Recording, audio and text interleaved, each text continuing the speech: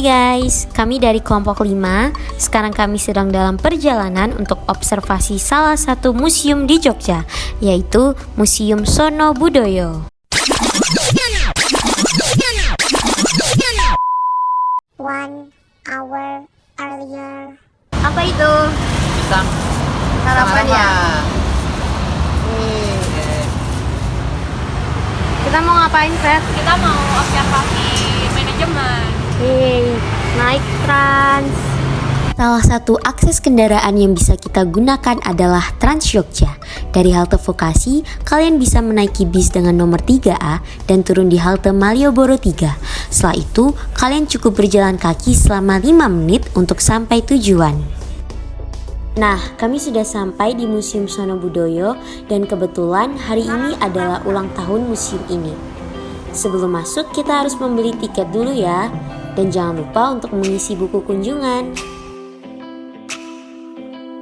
Beberapa fasilitas yang tersedia di luar area gedung, yaitu parkiran motor, parkiran mobil, kantin, tiang plang penunjuk arah tempat, wastafel, tempat sampah, dan terdapat smoking area juga loh. Karena ketika kita sudah memasuki gedung, kita tidak diperkenakan untuk merokok. Wah, ternyata di sini disediakan pemanduan gratis juga loh. Kita bisa meminta guide untuk menemani kita mengelilingi area museum ini. Dan kita ditemani oleh Kak Adevia sebagai tour guide kita hari ini.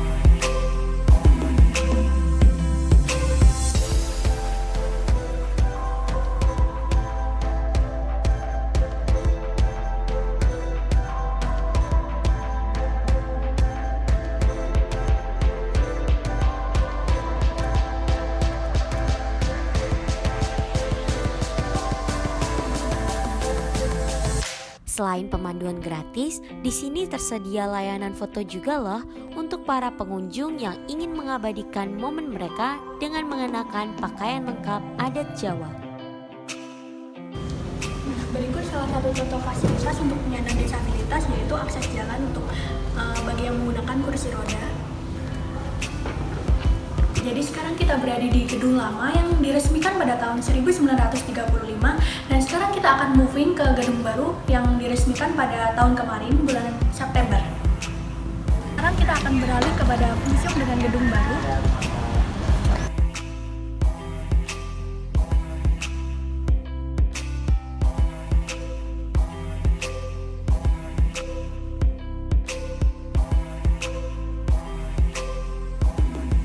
Tambahan peraturannya di gedung yang baru, peraturannya sama seperti gedung yang lama. Tambahannya adalah untuk menjaga tamu khusus pada setiap lantainya, serta menutup bidang koleksi dan juga menginjak karpet yang di sana. Karena apabila kita melanggar akan ada alarm yang berbunyi. Baik, silakan dapat dilanjutkan kembali. Sama-sama, silakan. Jadi ini tuh tanduasi yang dipakai dari Sri Sultan Hamengkubuwono I ya. Asli. Fasilitas lain yang dapat ditemukan adalah port charger dan juga lift. Bagi teman-teman yang menyukai kesenian, di sini disediakan latihan menari dan karawitan secara gratis loh. Di lantai paling atas museum ini, teman-teman bisa menemukan berbagai macam games yang tersedia, di antara lain wahana jemparingan, tembang dolanan, engklek, dan terdapat foto booth juga loh.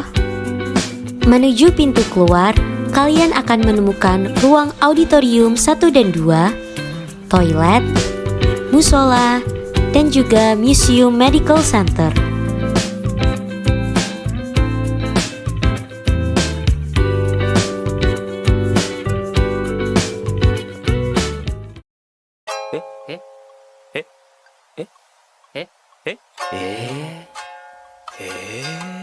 Tapi tunggu dulu, jangan terburu-buru. Sebelum bertemu, kita beli jamu dulu.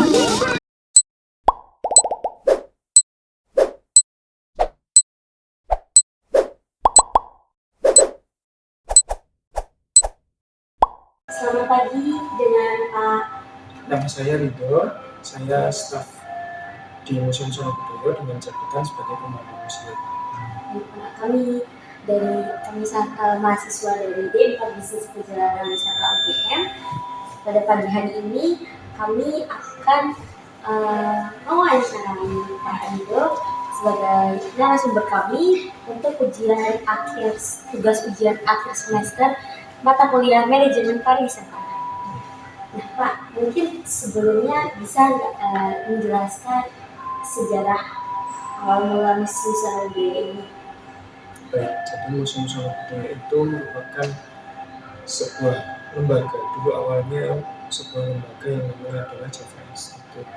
Itu lembaganya menangani mengenai permasalahan kebudayaan-kebudayaan yang ada di Pulau Jawa, dan karena mereka fokusnya ada di kerajaan-kerajaan Jawa dua yang besar dulu itu, yaitu Surakarta, Yogyakarta, kemudian ada lagi kerajaan besar yaitu dua lagi, namanya adalah Manggaran dan Pakualaman.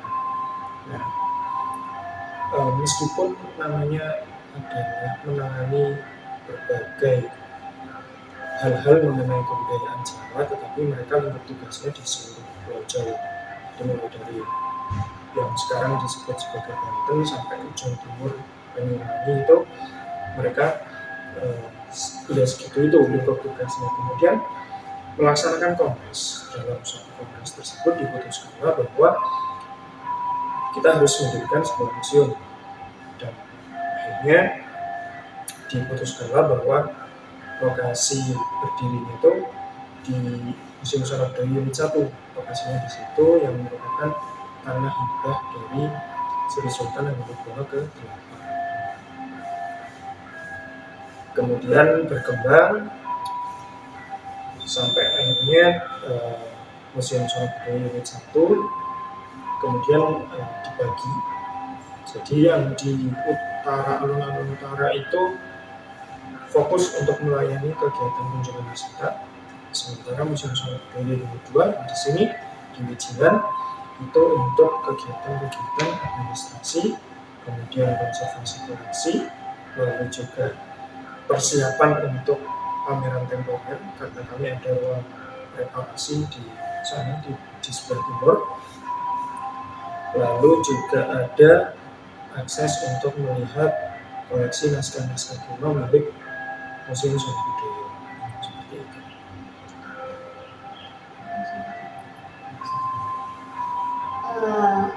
Masuk ke 4A nih Pak. Atraksi-atraksi apa yang ditawarkan museum ini sehingga menarik para wisatawan? Museum Sosial Budaya menyadari bahwa seiring perkembangan zaman terjadi juga yang namanya pergeseran minat dari kalangan wisata, terkhusus juga bagi masyarakat dengan usia yang kelahirannya itu di tahun 95 sampai sekarang, yang sering disebutnya Gen Z ya. Kalau yang sebelum itu kan milenial. Nah, dari Bapak Kepala Museum ini memang dulu arahannya adalah kita harus bisa merespon pasar yang saat itu dipenuhi oleh generasi milenial dan generasi Z, kalau yang terbaru Alpha. Nah, karena beliau sudah dawuh seperti itu, maka ya kita laksanakan dengan cara membuat kegiatan-kegiatan yang tidak membosankan bagi calon pengunjung. Kalau masyarakat banyak yang tahu bahwa museum itu tempat untuk melihat benda-benda bersejarah, kemudian benda-benda dari masa lampau, kita bergeser sedikit sudut pandangnya. Jadi menggunakan pendekatan teknologi supaya apa yang kita sajikan, benda-benda koleksi milik kita dari masa lampau itu dapat menarik minat generasi muda, terkhusus dari kalangan milenial dan generasi Z. Maka kita menambahkan instalasi-instalasi teknologi di ruang pamer, seperti ada di ruang pengenalan itu sensor gamelan kalau pengunjung mendekat ke samsat tersebut akan berbunyi gamelannya. Lalu juga kita beranjak masuk di ruangan klasik. Di situ ada touchscreen yang memuat mengenai senjata. Jadi asal usul keris itu perkembangannya seperti apa sih, awalnya bagaimana, kemudian sampai menjadi keris seperti yang sekarang ini kita tahu sama-sama itu seperti apa lagi. Lalu bergeser lagi ke ruangan wayang kulit. Di situ ada animasi berupa kisah Ramayana. Di dalam ruangan tersebut tentu kita pajang karakter-karakter wayang kulit yang ada dalam cerita Ramayana. Kita lengkapi juga dengan video animasi yang mengisahkan supaya pengunjung ini lebih mudah untuk membayangkan nanti karakter ini perannya seperti apa, seperti itu. Kemudian beranjak lagi ke gedung pamer baru. Gedung pamer baru ini kami baru di launching, dibuka untuk pengunjung pada tanggal 6 November tahun 2022. Nah, di tahun 2022 itu kita bukanya masih di lantai 1 sampai lantai 6. Ada 6 lantai, tapi untuk lantai 5 ini baru kita buka baru November kemarin, tanggal 7 tepatnya.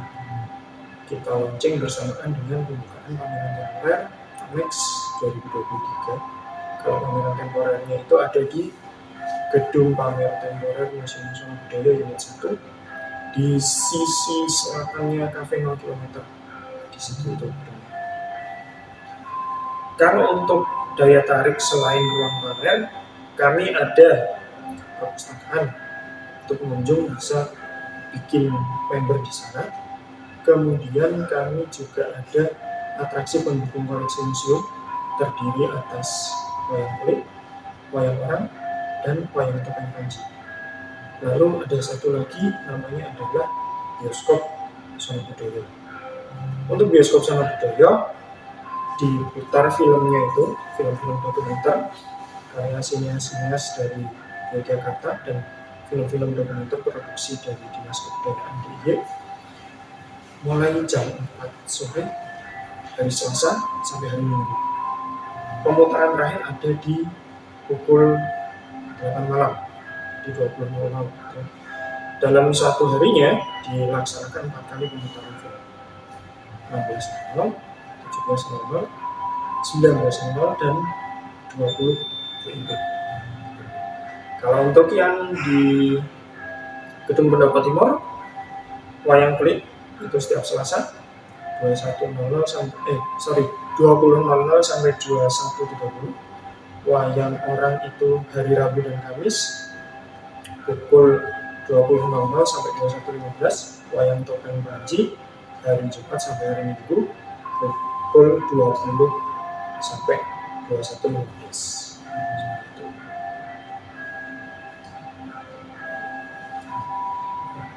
Kalau menurut Bapaknya sendiri gimana sih akses ke Museum Seni Budaya ini? Apakah ada bisa transportasi umum atau gimana ya? Aksesnya gimana, mudah atau gimana?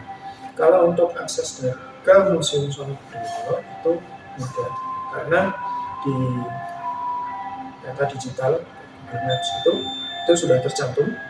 Yang kerap kali menjadi kendala buat kami itu adalah dari aplikasi ojek online. Itu biasanya ketika calon pengunjung sudah mengetik Museum Seni Budaya, itu yang dikenali oleh aplikasinya itu justru otomatis mengarahkan ke Museum Seni Budaya Unit 2. Jadi mereka agak tertukar gitu loh. Yang ingin dituju adalah Museum Seni Budaya Unit 1, sementara di aplikasinya itu justru dia otomatis mengarahkan ke sini gitu. Jadi dia harus lagi gitu. Tapi kalau untuk di Google Maps itu lebih baik sih diketik secara lengkap Museum Seni Budaya Unit 1 dengan alamat di Jalan Pangurahan nomor 6 Kota Yogyakarta. Kalau untuk kendaraan yang bisa ditampung oleh fasilitas parkir kami antara lain kendaraan roda 2, motor bisa, sepeda bisa, kemudian mobil bisa. Lalu kalau untuk bus itu maksimal hanya bus yang berukuran medium. Kalau untuk bus yang berukuran besar bisa parkir di lokasi-lokasi taman parkir terdekat seperti di taman parkir Labihan atau di taman parkir Indonesia. Kemudian, saya tadi kurang lengkap ke pertanyaan selanjutnya mengenai daya tarik ya.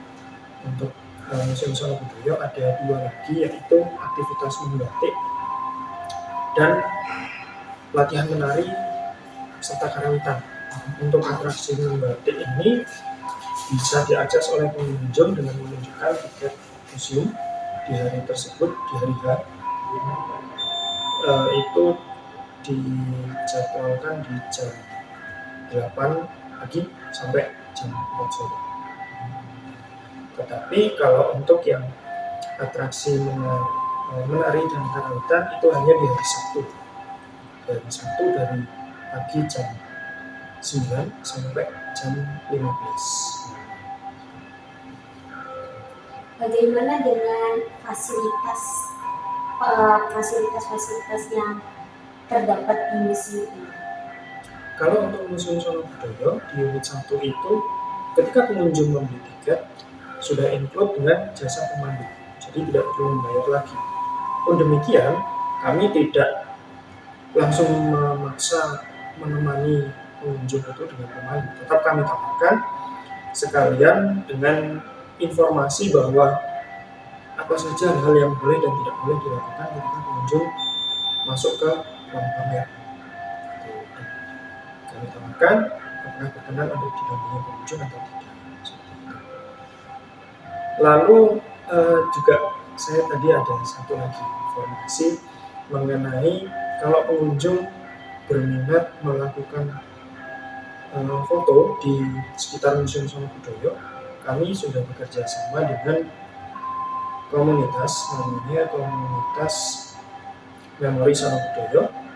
Itu pengunjung bisa langsung membayar ke mereka untuk sekian sesi foto, sudah include dengan seragamnya, jadi ada busana Jawanya itu. Lalu juga dari situ sudah termasuk juga tiket masuk museum.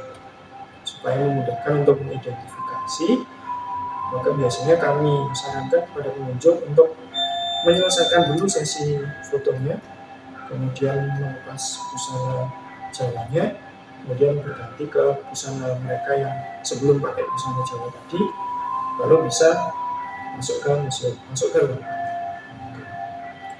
Untuk fasilitas lain seperti toilet itu kami ada, dan juga untuk apabila pengunjung lapar itu kami menyediakan 2 titik untuk akses makanan dan minuman, ada di dekat lokasi parkir sisi timur, dan satu lagi ada di sebelah utara Gedung Baru di dekat gerbang utara. Itu ada kantin, kalau di sana bisa makan berat. Kalau yang di sisi timur parkir ini, di situ hanya minuman ringan, belum ada makan berat. Seperti itu. Untuk pengunjung yang difabel sendiri apakah ada Oke, Museum Sono Budoyo berusaha menyediakan fasilitas-fasilitas untuk supaya kami juga bisa menjadi museum yang lebih inklusif. Nah, untuk pengunjung yang difabel, kami menyediakan kursi roda. Kursi roda itu bisa diakses selain oleh pengunjung difabel, juga bisa diakses oleh pengunjung yang sudah sepuh. Jadi, misalkan ada pengunjung yang sudah sepuh tapi semangatnya masih tinggi untuk melihat koleksi kami, bisa menggunakan fasilitas kursi roda tersebut. Dan kami juga ada itu ram dan bidang miring yang bisa digunakan bagi pengunjung yang sudah berkursi roda supaya lebih mudah mengakses untuk masuk ke dalam ke dalam ruang pamer.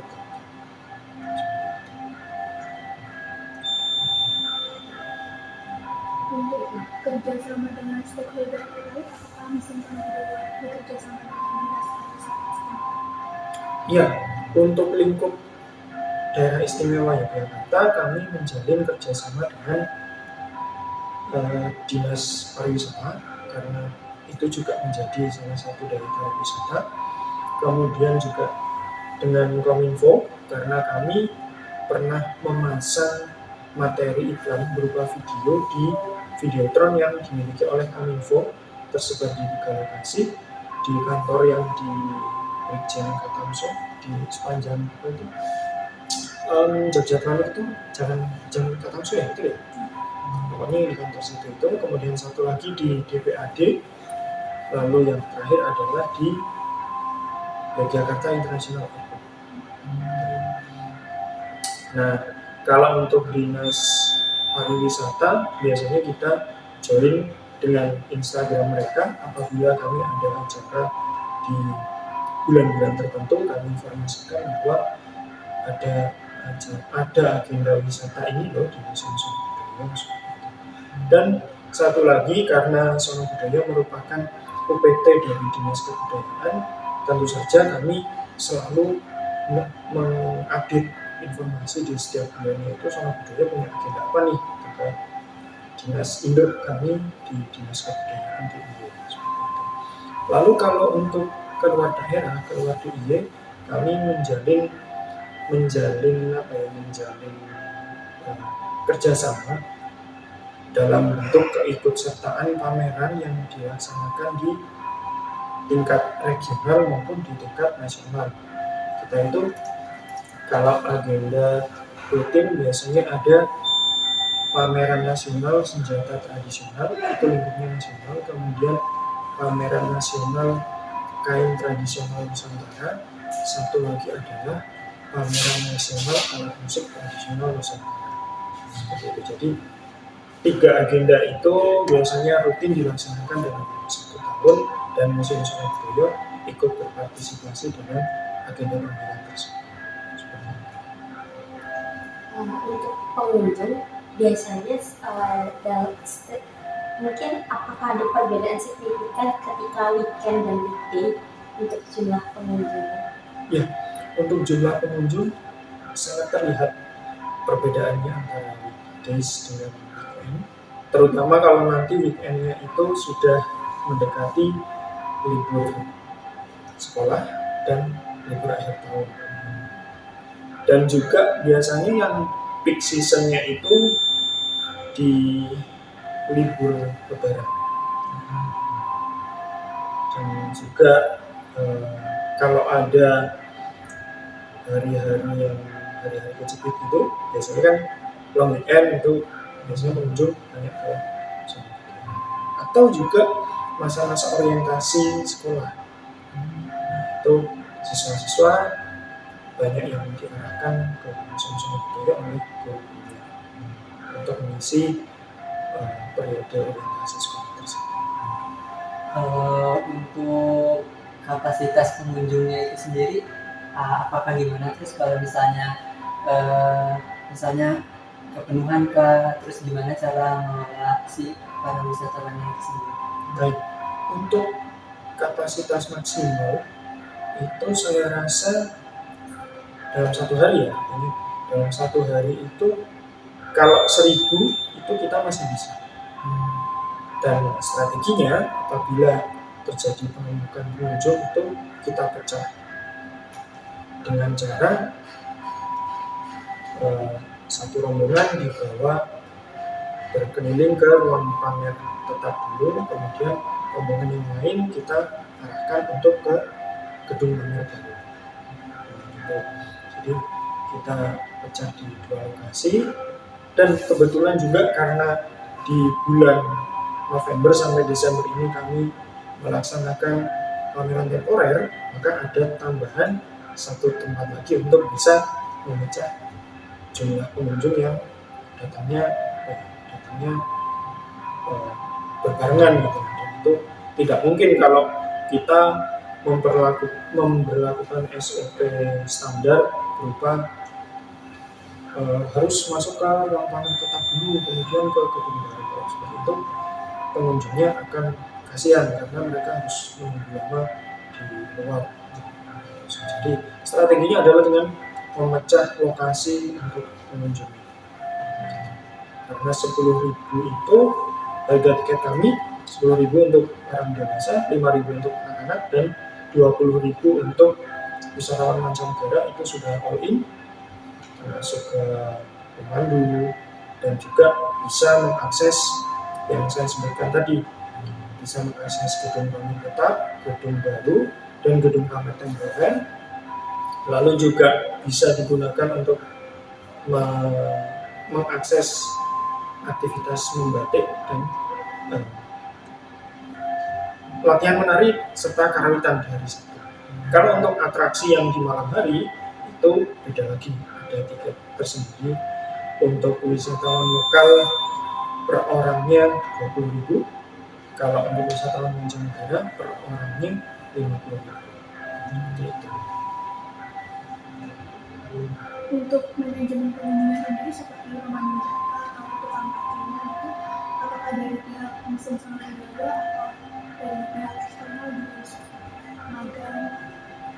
Iya, untuk manajemen apa tadi? Sorry. Manajemen pengelolaan. Oke, manajemen pengelolaan pengunjung ya, berarti ya. Untuk pemandunya kita kebetulan kita ada program publik, yaitu membuka program magang bagi mahasiswa ataupun bagi siswa dari sekolah menengah kejuruan untuk menjadi pemandu museum. Nah, itu biasanya kita bikin jadwal harian itu giliran, nanti siapa-siapa aja yang gilirannya memandu. Apabila dibutuhkan pemandu oleh pengunjung ya silahkan sesuai giliran, seperti itu. Jadi dipersilahkan, selain dari staf internal kami juga mempersilahkan dari siswa atau mahasiswa yang magang di Museum Songgon Budaya untuk menjadi pemandu bagi tamu-tamu kami. Apakah di sini pernah terjadi konflik dengan pengunjung? Mungkin konflik musim dengan pengunjung atau salah satu pengelola dengan wisatawan? Iya, kalau untuk konflik pernah terjadi beberapa kali, tapi itu langsung kami selesaikan saat itu juga supaya tidak berlarut-larut. Saya ambil contoh, kalau untuk yang konflik dengan pengunjung di ruang pamer itu biasanya pengunjungnya tidak mengindahkan apa yang sudah kami jelaskan di awal sebelum mereka berkeliling ke ruang pamer. Misalnya di awal kami sudah menyampaikan bahwa untuk kepentingan dokumentasi diperbolehkan, tetapi tidak diperkenankan untuk mengaktifkan flash kamera. Karena nanti flash kamera itu apabila ditujukan kepada benda koleksi, nanti akan ada residunya di benda koleksi. Jadi kalau semakin lama kan akumulasinya semakin banyak tuh, dia akan rusak. Nah, salah satu peran museum adalah menjaga benda-benda koleksi itu dari kerusakan. Itulah yang disebut aktivitas konservasi. Jadi mempertahankan selama mungkin bentuknya itu bisa tetap asli, tidak berkurang karena kerusakan yang disebabkan faktor itu tadi. Nah, pengunjung biasanya melanggar hal itu, tapi ya yang namanya pengunjung kita harus memberikan pernyataannya ya sebaik mungkin supaya dia tidak kecewa atau tidak terjadi konflik yang lebih besar. Kalau untuk yang di bagian pagelaran di atraksi itu tadi yang di malam hari, konflik yang dulu pernah terjadi adalah terjadi miskomunikasi. Jadi biasanya wisatawan mancanegara ini datang ke Museum Songgon Budaya sudah didampingi oleh guide yang mereka sewa dari entah itu biro perjalanannya atau entah itu hotelnya tempat mereka menginap itu menyediakan. Dan mereka ingin menonton pertunjukan wayang, membeli tiket hanya untuk wisatawan mancanegaranya. Gitu. Padahal SOP kami sudah jelas bahwa yang berhak untuk duduk di kursi dalam ruangan pertunjukan itu hanyalah orang yang sudah pegang tiket. Jadi kita menjualnya itu per kursi. Sekalipun itu dia membawa anak-anak balita, tapi kalau anak balitanya itu duduk sendiri di kursi, ya kita kenakan tarif. Nah, si pemandu wisatanya ini mungkin masih belum mendapatkan update info terbaru dari Museum Sono Budoyo bahwa SOP kami sudah diperbarui. Jadi dia sempat komplain ketika kursi yang dia duduki itu sudah dipesan oleh pengunjung lain. Jadi kami minta untuk keluar dari ruangan, kemudian di luar ruangan itu kami berikan penjelasan, dan alhamdulillahnya beliau bersedia untuk memahami. Kalau untuk kegiatan promosi, platform apa aja sih yang digunakan biasanya buat promosi Museum Sono Budoyo? Kita menyerangnya dari dua lini, dari lini daring dan lini luring. Untuk daring, kita ada 5 media sosial plus 1 website. 5 media sosial ini terdiri dari Facebook, Twitter, YouTube, Instagram, dan TikTok.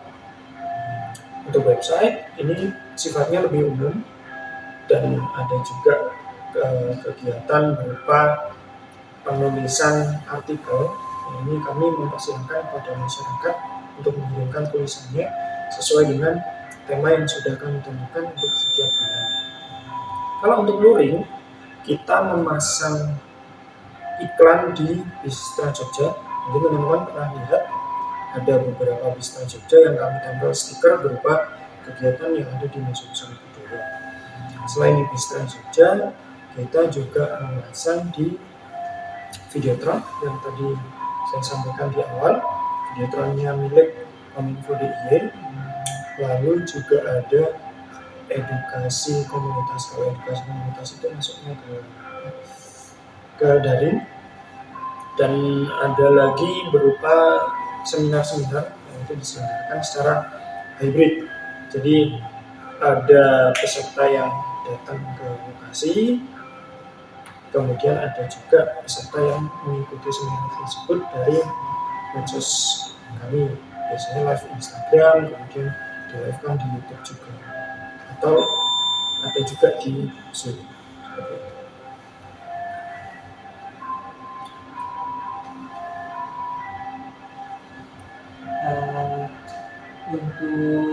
Untuk keamanan di Museum Sono Budoyo ini bagaimana ya? Terus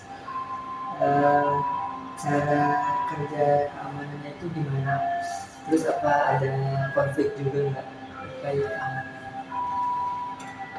Museum Sono Budoyo menerapkan keamanan berupa pertama security system, yang kedua adalah fire alarm, kemudian yang ketiga adalah instalasi pemadaman api. Ada apar dan ada juga hidran. Yang pertama dulu yaitu security system. Di Museum Sono Budoyo ini ada akses berupa kartu seperti ini. Nah, itu gunanya untuk mengakses satu pintu bagi staf atau tamu yang sudah diperkenankan untuk masuk ke Museum Sono Budoyo, terutama di unit 2 ini. Kalau untuk masuk sampai dalam itu harus menyerahkan kartu identitas dulu di lobi sini, lalu nanti mendapatkan kartu untuk mengakses layanan satu pintu tersebut. Jadi di tap ke sensor, kemudian pintunya terbuka.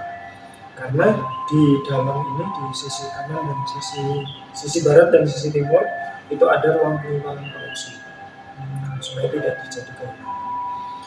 Lalu juga selanjutnya adalah fire alarm, yang itu merupakan alarm apabila ada kebakaran. ada asap seperti itu, nanti alarmnya akan bereaksi.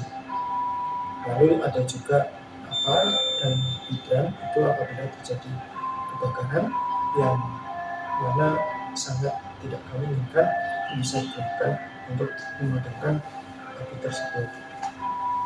Nah, kalau untuk di ruang pamer di Museum Seni Budaya Unit 1, kami sudah memasang alarm juga berupa sensornya itu ada di tanda batas, jadi dikasih batas supaya apabila pengunjung melintasi batas itu alarmnya akan bunyi dan staf yang kami standby-kan di sana akan memberikan peringatan kepada pengunjung tersebut. Gitu. Bagaimana dengan pengelolaan kebersihan di sini? Apakah di tempat sampah dan petugas kebersihannya? Ya, untuk petugas kebersihan, staf cleaning service-nya kami ada sendiri. Jadi kami mengadakan kontrak dengan penyedia jasa. Jadi itu jatuhnya adalah outsourcing untuk SDM yang bertanggung jawab terhadap kebersihan museum itu nanti bertugas di 2 shift, ada shift pagi dan shift malam, karena kami juga menyelenggarakan kegiatan di malam hari seperti adopsi menuju koleksi. Jadi dari segi penanganan sampahnya itu sudah terkelola sedemikian rupa dengan adanya staf cleaning service.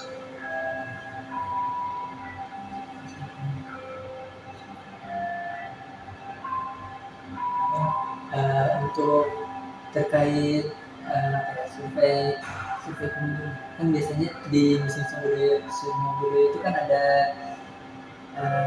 review terkait kepuasan pengunjung. Nah itu tuh apakah semua pengunjung yang datang ke situ tuh selalu merasa puas atau mungkin ada yang kurang puas atau nggak puas, terus gimana sih cara ngatasin wisatawan yang nggak puas? Baik, kami menyediakan survei kepuasan pengunjung di Museum Seni Budaya Unit 1 dan Museum Seni Budaya Unit 2. Kalau di Unit 2 seperti itu, di sana kalau di Unit 1 itu kami letakkan di beberapa titik di Pendopo Timur untuk aktivitas kegiatan atraksi pendukung koleksi seperti wayang-wayang itu tadi dan juga di ruang pamer. Nah, harapan kami dengan diletakkannya survei kepuasan pengunjung secara digital tersebut, pengunjung bisa memberikan review bagi pelayanan yang sudah kami berikan. Apabila dari review tersebut terdapat review yang itu membuat pengunjung kurang puas, maka akan kita rekap biasanya dalam 1 minggu atau 1 bulan itu kita rekap mana-mana saja yang perlu segera ditindaklanjuti, lalu juga mana-mana saja yang reviewnya itu bisa ditindaklanjuti kemudian. Jadi dari review itu semua kita susun skala prioritas yang sangat mendesak, kemudian mendesak, dan ya kita pakai skala prioritas itu untuk menentukan mana yang harus ditindaklanjuti segera. Untuk terkait tempat parkir, apakah ke Museum Seni Budaya ini harus bayar tiket parkir lagi atau udah include ke tiket masuk? Terus untuk kapasitas kendaraannya sendiri itu gimana? Ya, kalau untuk kapasitas parkir, kita sepeda motor itu sekitar 100 itu kurang lebih bisa. Lalu untuk mobil kendaraan roda 4 itu sekitar 10-15. Untuk bisnya ukuran medium itu bisa 4 bis, kalau untuk bis yang ukuran kecil itu bisa 6. Lalu untuk tarifnya itu free, tidak dipungut biaya, asalkan yang berkunjung ke situ itu memang ke museum. Karena kan beberapa kali juga sempat ada nih dia menitipkan kendaraan di situ tapi ditinggal keluar area di sini.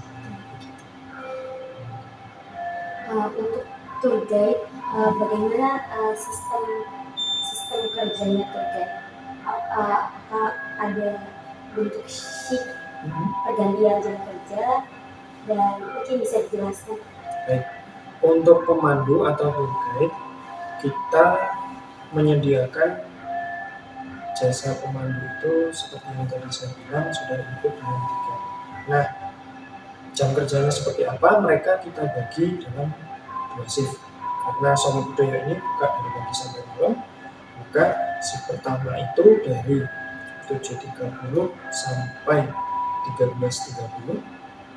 Shift kedua itu shift pertama dari 7.30 sampai 14.30. Shift yang kedua dari 12.30 sampai 21.30. Ada 2 shift yang itu kita bagi personelnya untuk memandu, untuk melayani pengunjung dalam pembelian tiket, kemudian membantu pengunjung dalam pembelian tiket itu, lalu juga untuk di standby pada kegiatan pertunjukan pagelaran di wayang seperti itu. Untuk mengajukan seperti magang terkait ini, kami CX mahasiswa ini mungkin butuh persyaratan apa aja? Kalau untuk pengajuan magangnya bisa dicek di website kami sonabudaya.com.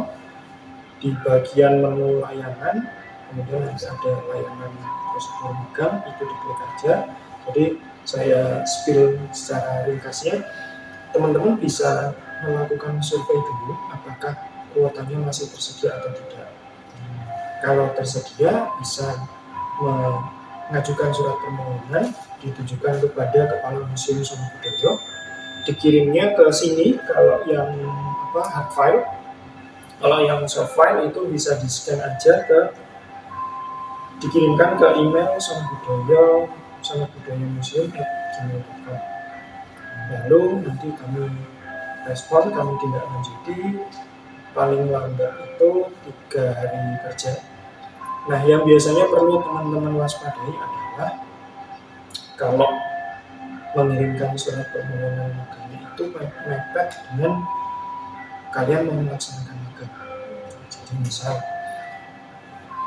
hari ini mengirimkan permohonan magang, tapi di surat itu kalian pengennya mulai magang di tanggal 15 Desember itu. Saya pikir saya sarankan supaya tidak menunjukkan semepet itu, karena untuk menindaklanjuti surat tersebut kan perlu tanda tangan dari Kepala Museum. Agenda beliau dalam 1 hari itu bisa saja beliau mendadak diminta untuk menghadiri kegiatan di luar kantor, bisa saja beliau menghadiri tugas ke luar daerah. Jadi ya biasanya teman-teman banyak luputnya di situ sih. Waktu yang ideal menurut saya adalah sebulan sebelum pelaksanaan mengajukan surat, kemudian nanti ada cukup waktu untuk memberikan surat balasan, dan nanti teman-teman juga kalau misalkan mau meminta briefing sebelum pelaksanaan itu masih bisa kami berikan dengan jeda waktu 1 bulan, itu masih ideal. Terima kasih untuk Mas Rido atas informasi yang telah diberikan kepada kami. Semoga ilmunya bermanfaat dan menambah wawasan dan pengetahuan kami juga tentang Museum Sona Budaya ini. Dan terima kasih sudah meluangkan waktu untuk bersedia kami wawancarai. Terima kasih banyak Mas Rido. Ya, sama-sama. Semoga kalian tugasnya juga lancar, nanti mendapatkan hasil yang terbaik. Wah, gimana nih? Seru banget gak sih? Pada tertarik gak nih buat ngunjungin Museum Sona Budaya? Nah, semoga dengan adanya video ini kita semua bisa menambah wawasan kita. Oke, jangan lupa like, share, dan komen. Dadah semua.